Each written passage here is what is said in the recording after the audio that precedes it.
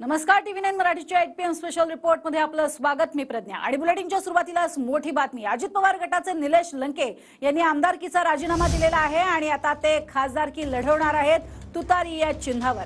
आमदारकीसाठी संघर्ष केला, आता खासदारकीसाठी संघर्ष करायचा आहे असंही निलेश लंकेंनी म्हटलंय. सुजय विखेंविरोधात दक्षिण नगरमधनं निवडणूक लढवली जाणार आहे.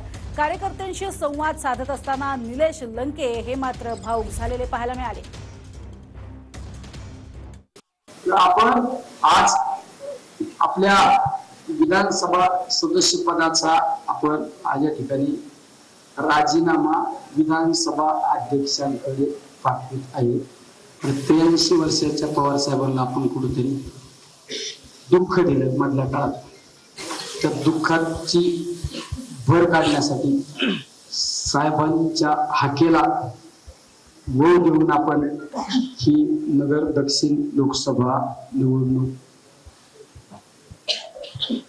साहेबांच्या नेतृत्वाखाली लढण्याचा